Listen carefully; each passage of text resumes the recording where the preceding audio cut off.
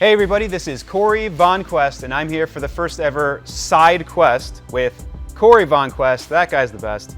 We'll workshop it, we'll get into it. But my first guest today on the side quest is the 2013 PWI Rookie of the Year runner-up, the PWA Grand Slam champion, the PAPW Triple Crown champion, and the inaugural first ever Tetsu Pro World Champion. That's also my first promotion I've worked for.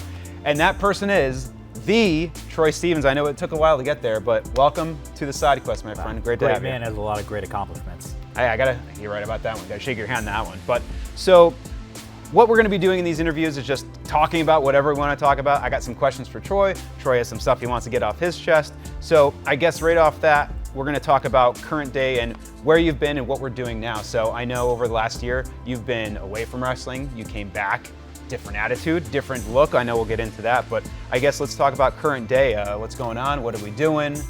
What brought you back to the squared circle? Winning championships is always what brings me back. Anyone can get me out if you just tease me with maybe a little title match. A little gold never hurt nobody. Like being on top. So do you have any gold in your eyes for right now? Any championship specifics that you're looking for? I know I've seen around. There's a few people on my radar I would love to take their titles from, but I think until they're just quite announced, we'll just keep them a little under wraps. But I have been in a few talks with some very key promoters. Yeah, and I've seen you. I mean, I've called some of your matches. New Order Wrestling, we just had New Order Wrestling this past weekend. PVW, Pure Vanguard Wrestling. There's too many P's, too many V's. Phrasing, we'll get into that. But a lot of wrestling here in Connecticut. So let's talk about what we just saw this past weekend. I was there, I was calling it. You put in a lot of work there in double duty. There was a travesty that night. I'm not gonna disagree, I was there. I wanna ask you a simple question. How many people in that Battle Rumble had to qualify to be in it? They just got in, and then you, I don't want to spoil it for them, but you had to pull double duty. I called your match to start the night, for the most part, and to end the night. So I saw you at least compete for it in the ring over an hour, easily. In the heat, that place wasn't cold. But yeah, I don't understand why I, Troy Stevens, was the only one that had to qualify to enter the Battle Rumble when everyone else previously was just kind of handed an opportunity. Seems pretty biased in my eyes, but nonetheless, I had to go in and beat longtime rival Hippie Dicky Moon. Hippie Dicky Moon, to then wrestle for, like you said, almost an hour to be the Revolutionary Champion. And then, for whatever reason, All In Bano decides to stick his nose into my business. He's all in. He's all in, all over the place, right? I think that's where we'll cap that right there until maybe I make a few more phone calls, set something up. I think I hit a little weak point there, sorry. But speaking of that, we were talking about gold. So let's rewind just a little bit. So you were out for an injury. Yes. Let's talk about that. Let's start there. What happened? What was it like coming back, rehabbing, pain? Well, 2025 wasn't great. I had lost the PAPW championship. I was banged up as usual with the All Here for Wrestlers. Of course, injuries start to mount up and it just became too much and I had to step away, better myself, better my body. But my only goal was, because I like to call everyone a fraud, I could not be a fraud myself. So I made sure I went to the gym every single day while I was gone so I could come back as the new, better version of Troy Stevens. And you can see it here on all these cameras. You sure did. You got in crazy shape. I know you and I, let's go back just a little bit too.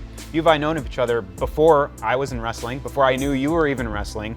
And to see you, what you were then to what you are today is just a completely different person. So I gotta applaud you, man. You've put the work in clearly it is showing. You've put the work in the gym and it's paying off not only obviously in the ring, but as you're conditioning, it's these hot, disgusting gyms that we've been in and the wicked, it's been smoky today. You can't even see, it's humid.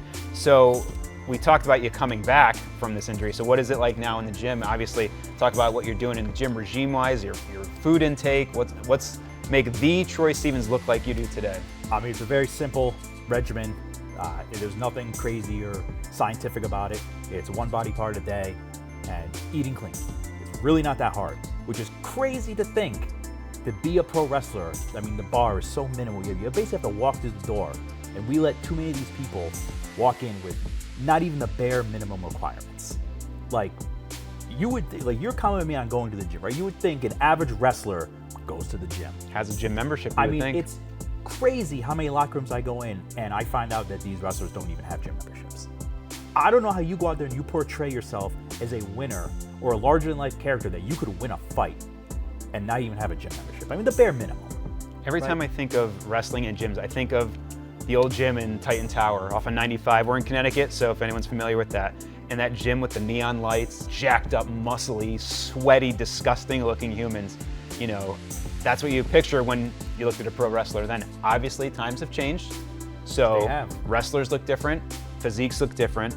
But at the end of the day, it doesn't matter what your physique looks like, your conditioning has to be there. So if you're still not going to the gym, your conditioning may not be there either. I try to walk at least 3 to 4 miles a day. I try is the key word, but just for that, to make sure I'm up to speed, I can stay on my feet for a long amount of time. But I mean, speak to that, especially being in the ring. Walking is nothing like getting in ring cardio. Step 2 of the question. Step 1 is gym membership, right? Getting yourself strong. I need to be stronger than my opponent. Then I also need to be a better wrestler than my opponent. So if you're not gonna have a gym membership, at least maybe try training. I mean, train multiple times a week. I train multiple times a week and sometimes by myself if I have the opportunity to. Because any day that I'm not doing one of the two is a wasted day.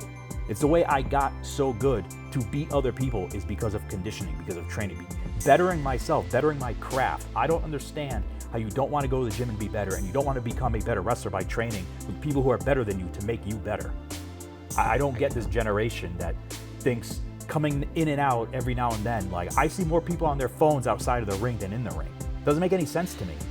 Let me check something else.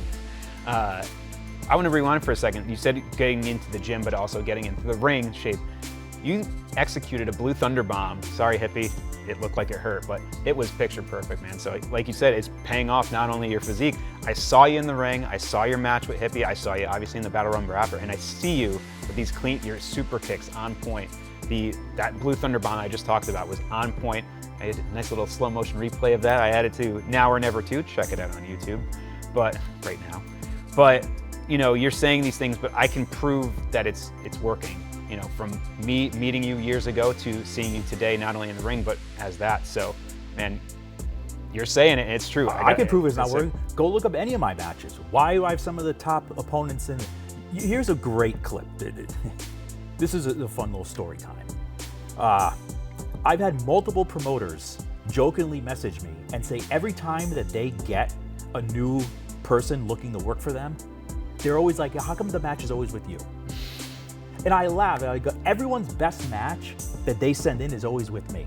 And I had multiple people. It happened this weekend, or last weekend. Someone came up to me in the locker room and said, oh, I saw your match with blank the other day. That's my favorite match of his now, is with you. And I've had more people tell me that their other favorite wrestlers' favorite matches with me. And promoters tell me when they're getting videos of people, you know, on their resumes, you know, they want to send them their best match to get booked. He's like, it's always with Troy Stevens. Maybe after so many times this happening, that it's not me being cocky, it's just facts. Can't. Numbers don't lie. They don't lie. You're everyone's favorite wrestler's favorite wrestler, right? Especially in this, you know, we have a small community here in Connecticut. I can't take away because I think that's Anthony Green's thing. As I say, that's someone's shtick, I know, and he's from the area too. I'm not taking it. We're not stealing gimmicks here on the side quest. These are facts that have happened. Yes, I'm not taking this either, although he is phenomenal, and I would love to work him. So this is why we call it the side quest, because we're going to go on side conversations that we didn't talk. I mean, we didn't talk about much. I know I have a little bit of things written down here, but I want to talk about Anthony Green real quick and just show you, you know, when it comes to training and progression. I'm a fan of professional wrestling. I have been for years. Some of the first independent shows I ever went to were in the Bethany Town Hall, Bethany, Connecticut, for Northeast Wrestling, and there was a young referee at the time. I remember some of the first shows. It was Anthony Green. And I progressed. I saw this guy then he was just, you know, more of a referee than a ring crew.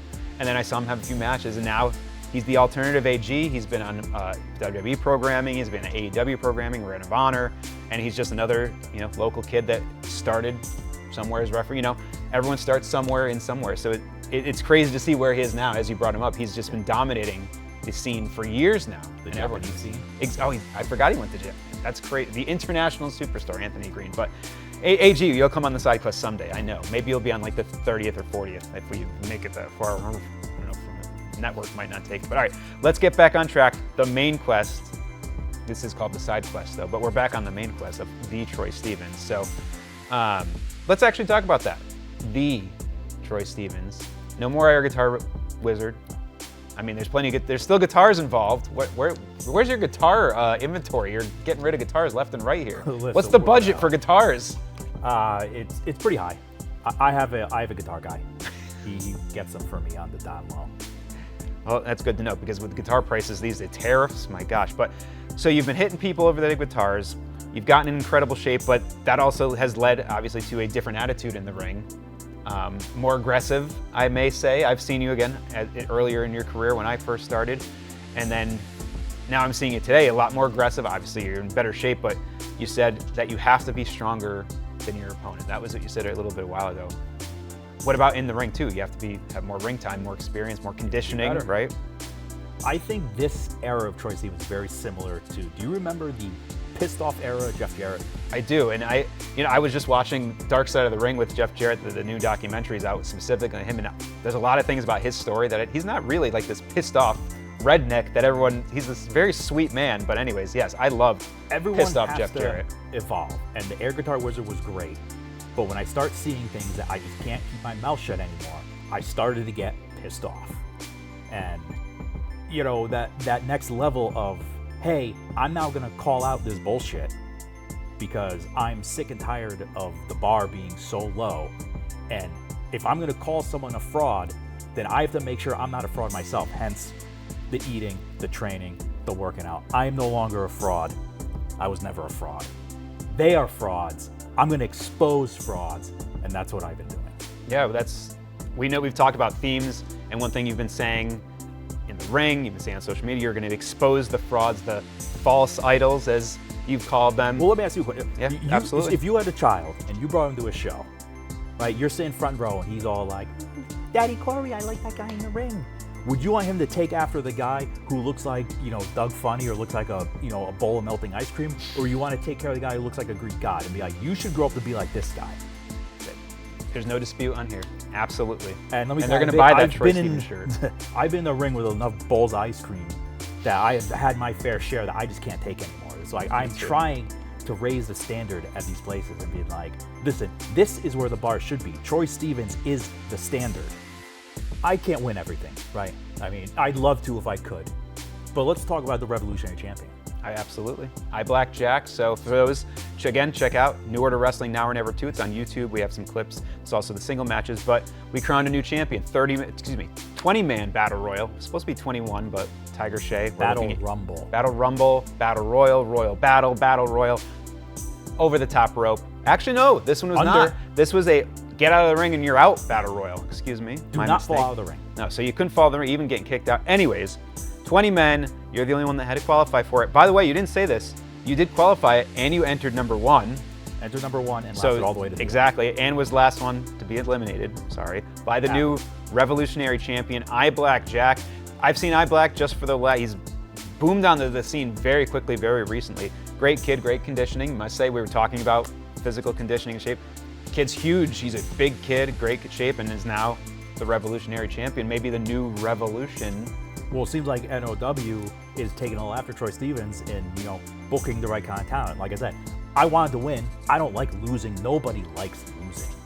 But sometimes when you, as much as a bad guy someone might be, you can still admit facts to it. And Blackjack, big, strong kid. He's young, he's talented, he's conditioned, and he got the better of it. Now, did he have an advantage? He came in at number 13? And I was at number 1. So he only had to wrestle half the amount of time as Troy Stevens. But he got the better of me that night. So, but I mean, if your kid was in the ring and you looked at Blackjack, you'd be like, you want to go be like that guy? That guy's a winner. He was. Both. I mean, the last four. Those last four in the ring. It was you. It was Black. It was Deuce, Stovall, who's a gigantic human being, and Clutch Williams. 4 big names here, and all 4 of them, I would agree with what that statement is. They're professional wrestlers. They look they're the guys part. that they play the their part. craft. Is that chokeslam I took? I was 9 feet in the air. At least. That was a big fall. I'm glad you're okay. 50 minutes in that Rumble, plus 10 minutes before that, and that gap in between of the entire show, because you opened the show and you closed the show. I mean, that tells you something too. Just saying. If you don't want, I've always heard you can hate Troy Stevens, but clearly he's the main eventer. That's the mental game. So we've talked about the king of transitions. What can I say? So we've talked about the physical game. Obviously, in the ring, you've transformed yourself to be better in the ring. But the mental game, got to transform that. So what's going on through the head of the Troy Stevens when you get into that ring, when you're looking at your opponent, when you're even going to a locker room and seeing your colleagues around? What's going on through the head of the Troy Stevens? The Troy Stevens. Oh, it's two parts to that. So walk in the locker room. I mean, it's, hey brother, how are you? And handshake and a It's gonna sound cliche, how you doing? But in the ring, it's no longer brother. Now there are guys that I like more than others, and maybe there's guys that, if they were in the Battle Rumble, maybe I wouldn't have initially tried to throw them out or done anything dirty to my brothers. But then there's guys who I could give two shits about, and I'm just gonna punch you in the face because you're in a fight. You're in my spot. Get out of my spot. And one thing I said especially during your match, is I said specifically, it doesn't have to look pretty to hurt. And the offense kind of plays off what you're saying right now, that what's going on in your mind is now being displayed physically. And you saw as you were taking it to some of those guys on Saturday, and as you do any weekend here in New England, at any show, at any promotion. We have Tetsu, we got Cosplay Championship Wrestling this weekend. It's always fun. So let's talk about cosplay. It's a little bit different, and I've been on a couple different podcasts talking about wrestling. I always say wrestling's so many different flavors of ice cream. Not talking about the ice cream that you've been in the ring with, but there's so many different flavors of wrestling ice cream. There's your Ring of Honors, there's your GCWs, there's your AEWs, WWEs, yada, yada, yada. Cosplay Championship Wrestling, if you had to explain that to people right off the bat, and I know this is maybe taking a left turn of what the Troy Stevens has been doing, but let's talk about Cosplay Championship Wrestling real quick. I mean, it's exactly what it says it is. It's wrestling and it's cosplay. The gimmick, everyone who wrestles has to be in cosplay. It's awesome. And I've seen the story like that, which, I mean, add to accolades, Cosplay Championship champion. Yeah, that's true. Add it to the list. I held the belt for over a year. Yeah, wow. A streak that will never be broken. Although it's only once a year, so I think everyone's held it for a year. But well, hopefully we'll for edit that part out. You did it on a leap year, so technically I got that one. So you got that one extra day.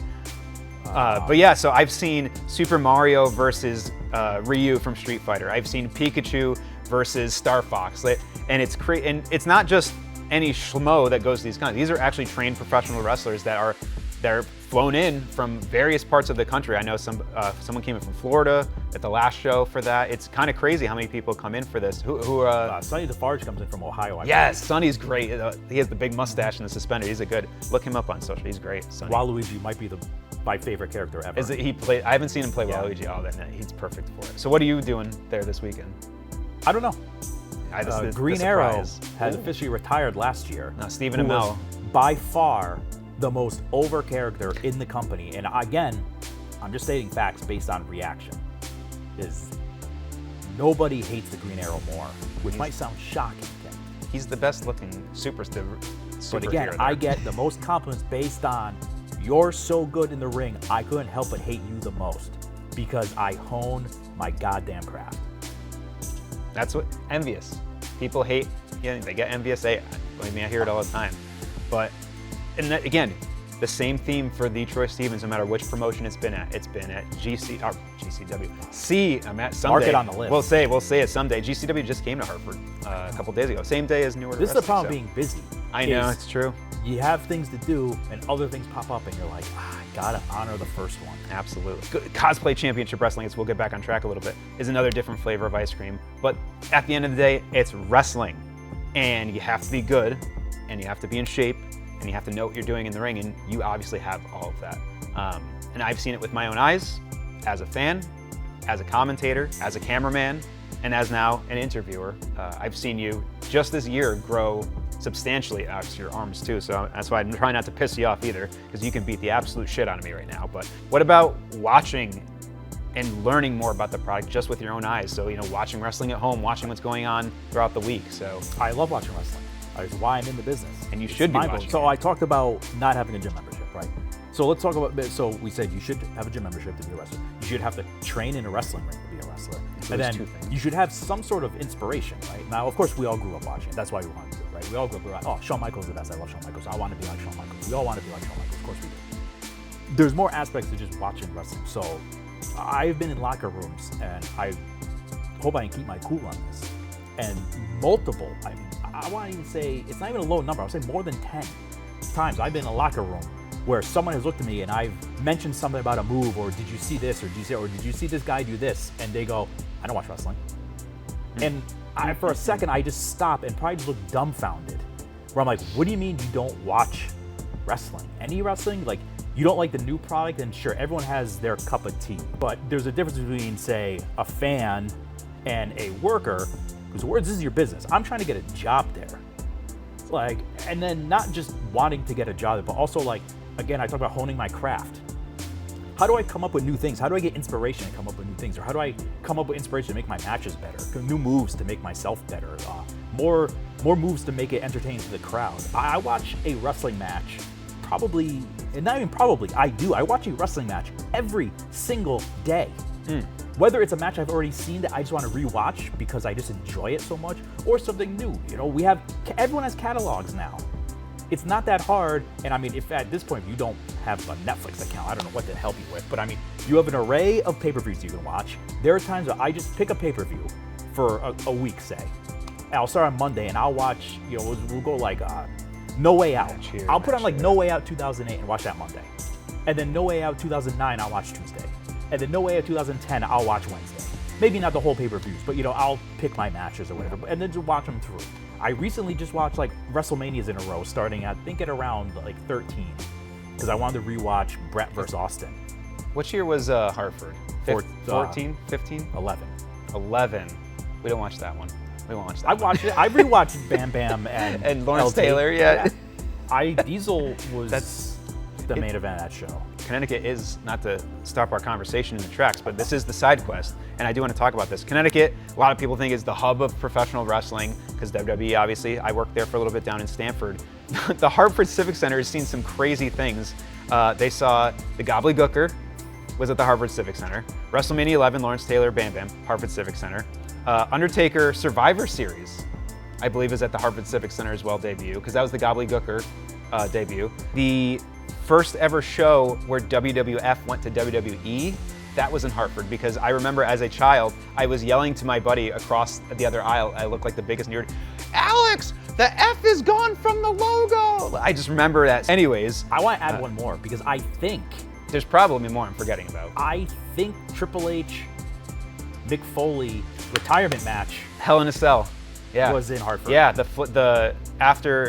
absolutely was. The flaming 2x4 through the top of the cage. That was 100% Hartford. I did not go to that one. My cousin was at that one. Son of a bitch. Michael, I'm still looking at you, taking my ticket. But yes, so it's crazy to think about. No one really thinks about Connecticut at all for anything, but we went off the track and talked about nostalgia, but let's talk about, again, current day wrestling. And we were talking about this earlier. You know, a lot of people ask, who's your favorite wrestler? And I can never answer that with do you want current favorite wrestler? Do you want my favorite wrestler when I was a kid, when I was growing up? Because I feel like they all deserve equal attention when it says wrestling. Just like, I'm a big baseball guy. There's different generations of baseball that play a different way. There's different generations of wrestling. So, Dusty Rhodes and Ric Flair is a lot of people's favorite wrestlers, but there's a lot of generations that don't know who they are or haven't seen their matches, but know they're good, but they're not going to say they're their favorite wrestlers or their best of all time. So anyways, long-winded to say it says, let's talk about you. What do you have to say about the current state of wrestling? You said you watch it. I watch it weekly too, but what do you think is going on? It's fine.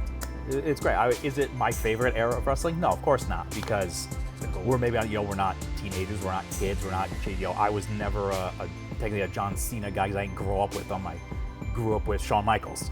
So he's always the number one. It's always based on who would I have the most of, like the most time spent watching, the most t-shirts, the most merchandise, the most action figures, the most autographs. He's one. He'll always be one. But like you said about generations, like it changes where like any day of the week I can say my favorite at the time can change, because like, do I love Kenny Omega? Absolutely. Do I think Kenny Omega is better than Shawn Michaels? No.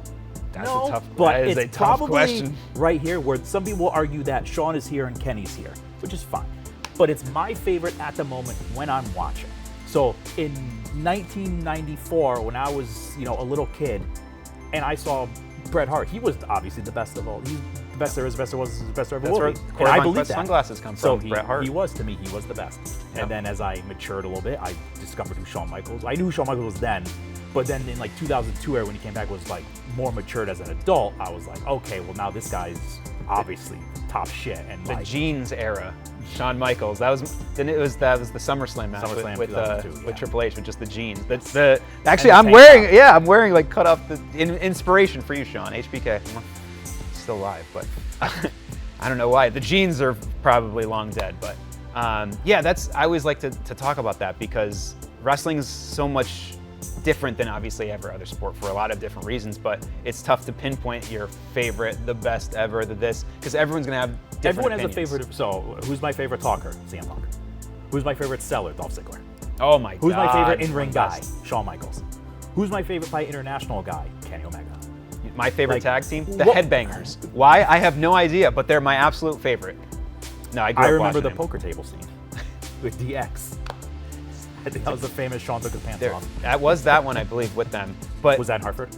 it might as well should have been. But you say you try to watch wrestling every day, and I love the Headbangers so much, and I just learned recently, like I don't remember this at all, but they won the NWA Tag Team Championships on Raw once, and I'm like, they what? And I was looking at their Wikipedia or the cage match page, so I had to go back and watch. I'm like, sure as shit, with Jim Cornette and the Rock and Roll Express, the Headbangers won the NWA Tag Team Champions. They've only won the WWF Tag Team Champions once, but they also won it blew my mind. And they had a Ring of Honor match. Anyways, that's crazy, the wormhole you can go down. And this is a long-winded answer saying, everyone has the Netflix subscriptions. YouTube has so much free wrestling. WWE Vault, there you have to watch a few ads, obviously, but there's so much stuff on WWE Vault on YouTube for free. You don't even need Netflix subscriptions anymore. Plus all the other random stuff that's on YouTube. New Order Wrestling's on YouTube. You can watch for free too. The point is, it's there. It's there. There's Watch no it. excuse No to excuses. not- None. Who do I talk to for this? Like, all right, I'm gonna talk to you. Me? If you want to get Me? better at something, anything at all, what do you have to do? Keep doing it. Practice it. Well, Repetition. Right, you go to college, right? What do you have to do in college? You have to study. Don't worry, I didn't go to college either. I did, but I didn't study. Well, you want to become a doctor. You got to read books on how to become a doctor, right? You have to go to clinicals to become a doctor, right? You have to pass tests. I wish wrestling, they'd make you pass tests. But the point is, to do anything, you want to be a teacher, you have to learn how to teach. You want to be a race car driver, you have to learn how to drive a car. You want to be a wrestler, you have to study being a wrestler. I don't understand how you go out every weekend and wrestle on the independents with no critiques or anything, or thinking of how to get better other than asking your peers, which is not a bad idea. Someone's better than you on the show, and I mean better as if like been doing it longer. If you have like an Anthony Green on the show, but hey man, did you watch my match? Could you give me some pointers? Sure, that'll help you, but like I watch wrestling for inspiration to figure out like, hey, I learned a new counter to this, or I saw this that I never seen before, or I can take this sequence, or I can turn this into something, or this move benefits me because I do a similar move. Now I can do it this way, or I learned how to get into it differently, or I can do it from the top rope, or some other sequence to turn it into something exciting for the crowd. I mean, I don't get it. I really don't. Adapt or die. Billy Bean says it in one of my favorite movies, Moneyball. I say adapt or perish. I've taken it on as my own, but it's my saying in any walk of life, wrestling, real life, and baseball, and anything, adapt or die. And if you aren't adapting to what's currently happening in front of you and the environments and settings that you're being placed in, and you aren't watching what wrestling is turning into. I attended a seminar with Gabe Sapolsky at PAPW earlier this year, last year, and the question I asked them is, where do you see wrestling in 5 years? Because that's where I was working towards. Because you need to keep evolving in any walks of life. In wrestling, I feel like it's evolving so quickly. I mean, just even looking at storylines in wrestling evolve so quickly that something can happen overnight and then you're gonna change everything in wrestling, right? Like the biggest shoe could drop, the other shoe could drop, and look what just happened on WWE. Sami Zayn wins the WWE Championship, which awesome. One of the best, I would put him in my top 10 easily. El Generico, Sami Zayn. finally wins the WWE Championship, and who comes welcoming on back to win it back from? CM Punk. And completely throws a wrench into all the SummerSlam plans that everyone thought they knew it was happening. And that's the beautiful thing about wrestling, is that something could just, boop, little twist, and it, boom, changes everything, and the artistic landscape changes. And that's what I think is so beautiful about current day wrestling, is people can adapt to that so quickly. You know what something hits right when you have the outsiders go, wow, or it gets their attention. That's what any wrestling, you turn on TV, and that's what they're trying to, this is a big, long-winded answer to talk about what's currently on TV, right? What will grab the viewer's attention? And AEW does their own thing, WWE does their own thing, Ring of Honor does their thing, GCW does their own thing, MLW does their own thing. It's crazy how many television wrestling there is right now that you can just get online or on free TV. So, anything else you want to get off your chest? I do have one more question for you, but is there anything else you want to get off your chest before we get into something a little less wrestly? I mean, I could definitely just drop a pipe bomb right now, but I think we'll save that for maybe another time. I've already gotten enough trouble speaking my opinion. Being an opinionated guy, I heard, gets me in a lot of trouble at times. But, you know, I quoted this in a other interview with someone else where I didn't want to say being the voice of the voices, but it's such a very good term. I've used because it before. I've been around so many people in locker rooms that are afraid to say anything or step up and say something because they're afraid of losing a spot. Where I feel I've paid enough into this business where like I can step in. It might not hurt me as much if it doesn't go the way I exactly want to, but it's like, speak up being the voice of the voices. It's like, someone's got to call out bullshit every now and then, and I've gotten so much heat for it, and I don't even care. And like, what are you gonna do? Knock me off? It tells you about your character. You speak what's on your mind. You're not afraid to say it. And you know what? Afraid to show it. If you're triggered by what I say or do, maybe you're the problem. Don't unsubscribe from me though. I didn't say it. He said it. You can unsubscribe from him. Unfollow him. Don't unfollow me. That's fine. If you don't have a gym membership, might as well unfollow me anyway. Like if you're upset by something I said in this, based on a trainer or whatever, it's like maybe look in the mirror. I don't know. I don't think I stated anything wrong or unfactual. You don't like the way I talk about myself. You don't like my accomplishments. You don't like the way I perceive myself. Well, like I said, I basically just stated facts. So you don't like So it? this has been the no. I'm just kidding. So.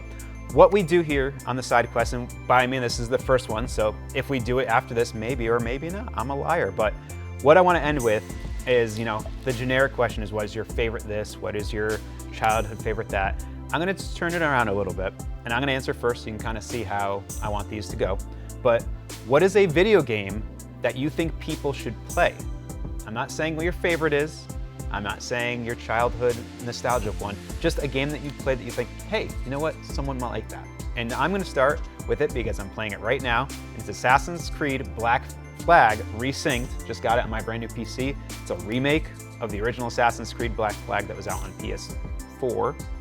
And now it's in like 60 frames a second, 4K. It's beautiful. They've rechanged the mechanics on it. You feel like a real fucking pirate. It's awesome.